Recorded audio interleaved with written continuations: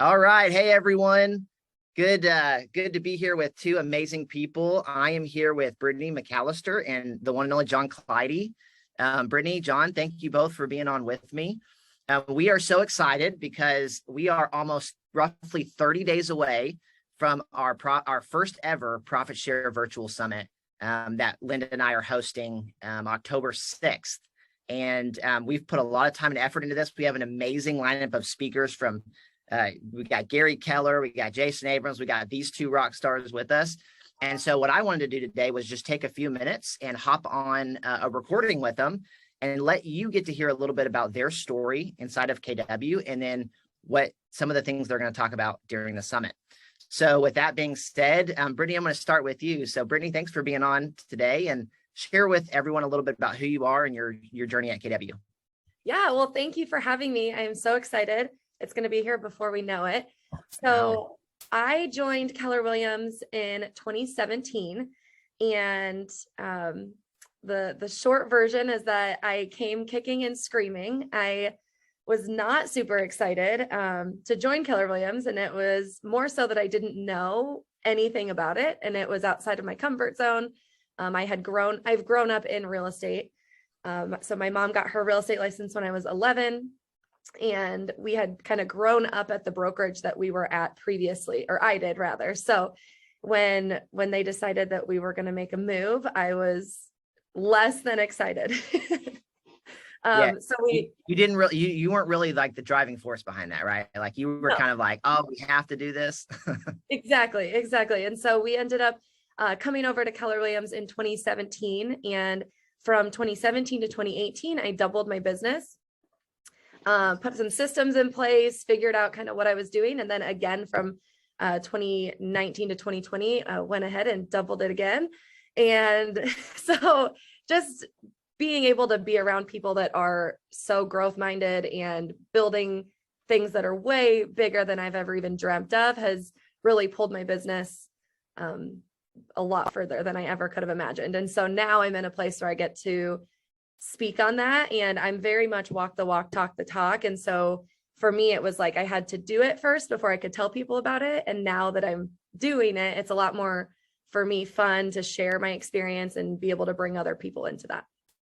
Yeah, it's so good. Linda, in the trainings we do, Linda always teaches like you can recruit to KW or bring people, sponsor people to KW at any point in your career. You don't have to wait until you're a rock star agent. However, when you are a high producing agent and you have that validity, it makes everything easier. And so I love your part of your story is like you kind of had to like drink the Kool-Aid yourself first and like do the things. And then you turned around and found ways to start actually helping bring people to KW, right?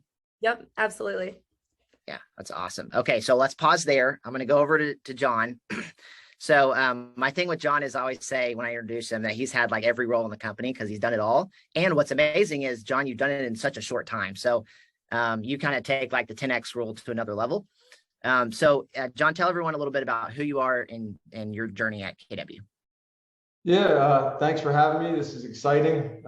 Profit share is my passion now. So, but yeah, I started a little bit different than Brittney. I was a top agent and a state trooper. Actually, out of the blue, I had this shirt on today. How ironic, but I was kind of living that dual career life, and I always had this passion for more.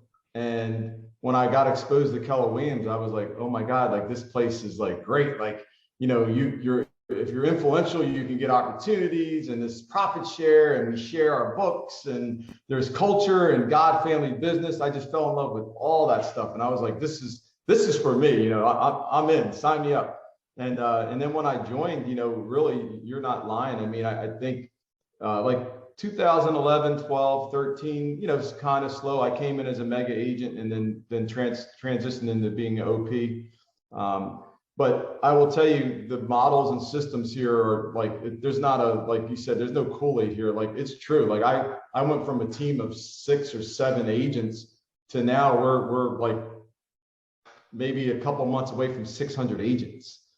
And I would have never, even in this small little county that we're in, like it's like unheard of. Like I think the next biggest office is like 105 agents, and we're at almost 600. So, and again, it's through this company, you know, it's through the models and systems and culture. So it's not about me, but again, I'm able to tell my story, right? How I went from the state trooper that was, you know, I say selling drugs to selling real estate because I did both of them. But I will say that now it gets really clear of why things happen, because when you really believe in the company and the vision, it's easy to recruit, right? That's a no-brainer. But if you kind of do, or kind of like whatever, you're in and out, then it's hard. So I think this summit that you're doing is really cool, because when you believe in this company, there's nothing that can't happen for you. You know, you can have like 30 roles like me, if you believe in this company. Yeah, that's right. Which is part of the thing we always talk about Profit Share is you have to believe in it before you get it. And I think for a lot of people, that's really hard.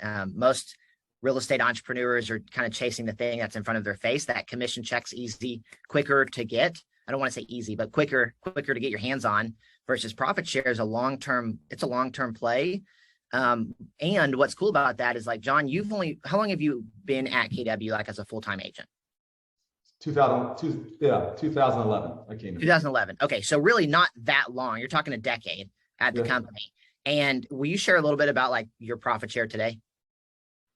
Yeah, well, my wife, you know, got in a little late in the game, but between us, we make around 92,000 a year.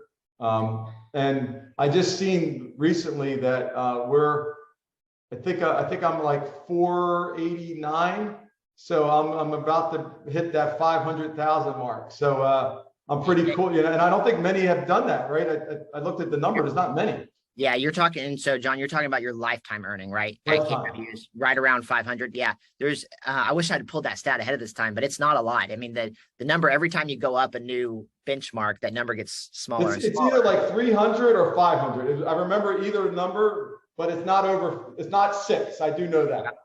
So. Well, and I think one thing, especially from both of your stories, and then John kind of leading into yours, once you have success in real estate, if you're willing to say yes to the next opportunities that come before you, good things happen. I mean, John, your story is like I'm sure part of the reason your Profit Share is what it is today is because you got presented with an opportunity for an office. You said yes, you jumped in, you had to build that. And every time, like in KW, like doors are going to open when you have success, and you got to be willing to walk through those doors sometimes to get somewhere faster, right? Yeah, I'm going to share a story when we have the summit. But I have a cool story that just happened recently. And really, there's 2 stories. There's one from McAllister. Remember, we all did that we were making calls? Well, I have a great story there that I'll save. And then I have one that I just did a Facebook instant message. And these are massive, you know, great businesses for my area. And they're all within the last couple months. So that's why I said 600 looks really, really good. Right. Really, really good. That's it. And so, Brittney, I'm going to kind of switch back to you for a minute. What I love about kind of your story is how you've gotten really focused on building your team the right way. And then what's cool is when you were on our podcast and you shared about it, like I was listening to it, and it was so smart what you did. But you basically looked at your team and you're like, we're already running these systems to have a great transaction. Why don't I just set up the systems to also have a great experience with the agent on the other side? So we just talk, I know we're going to go into that a lot more at the summit, but is there anything you want to talk about specifically to like your systems of how you set them up to build relationships and influence? Yeah, absolutely. Just like a little teaser for the summit. Yeah. So everyone. And by the way, this is so hard for me because I want to immediately dive into all the good stuff, but let's leave some sizzle for the day of. Exactly. Well, I think the easiest way to put it is work smarter, not harder. You know, kind of going off of that story, you know, along with kicking and screaming, one of the things I was adamant about was I am not a recruiter. I am not recruiting to Keller Williams. That's not my job. My job is to, you know, sell houses. And at that point in time, I was like, that's all I want. I don't want anything to do with talking about anything with Keller Williams. And so it's so funny to look back now and just see how far, you know, we've come since that day.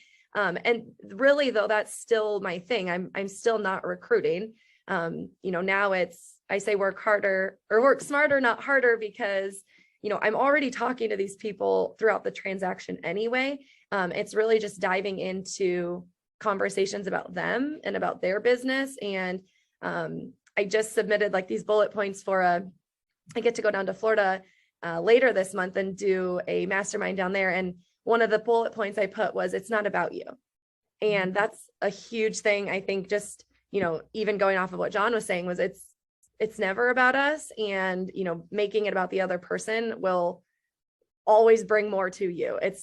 I know that sounds backwards, but if you can, have conversations with the agents you're already working with while you're in transactions, and, just learn about them, figure out what makes their business tick, and, figure out, usually like 100% of the time, there is something that Keller Williams has to offer that would help that other agent.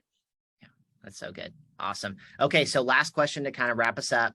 John, we'll come back to you around the conversation of the day of the summit. Is there anything you want to share about just kind of a high level overview of hey, here are some of the things I want to make sure that the people who watch on the day of the summit are going to walk away from our panel? I think the first thing, I was just thinking about that is because I knew this question was going to be coming some form or fashion, but I think the first thing is just the action, the activity. It's funny, you talk to people and they're like, oh, my profit share or my business stinks. I'm like, well, how many hours do you actually focus on lead genning for it? They're like, two a week. I'm like, well, I guess that's why. So I think there's a thing you actually got to do something, right? You got to pick up the phone and make a call. There's our number one profit share owners taught me this in our region. And I thought this was going to be this elaborate thing of what he did to grow his profit share to I think it's millions of dollars he made. And I'm like, wait, I'm like, all right, tell me, hold on. He's like, well, John, I was purposeful. I'm like, and that's it. I was purposeful. He's like I really, truly dedicated time to work on my profit share, just like you work on your marriage, like you work on your sports, your pickleball, right? That my injury I have, whatever it is, you spend time on it. So I would just say, carve out some time, whatever it is, carve out some time. You'd be shocked what happens when you focus on it. Right. That's awesome, John. So true. And you're the master of that. So I can't wait to hear what you, as we go deeper on that. So Brittney, same question coming to you. What do you want to make sure everyone on here knows about some of the things you're going to cover? High level overview for the day of the event. Yeah. So kind of off of what John said is, actual takeaways that you can go and implement into your business, starting the day of the summit. So, I agree. It's about, what you focus on expands, and we know that. So where you put your time, where you put your energy, and, basically takeaways that you can go and implement into your business that are not going to take up all your time. It's not something, these aren't things that are taking up, your 20%. You're going to include them in the things you're already doing on a day-to-day within your transactions, and, see the results from that. So. Awesome. Okay. Well, thank you both so much. As a reminder, if you want to sign up, go to profitsharesummit.com, and October 6th, we are not that far off. So get ready, get geared up. And these are two of the handful of amazing rock stars that we're going to have on the day of the event. So Brittney, John, thank you both for your time, and we'll see you guys at the summit. Thank you. See you there. Bye.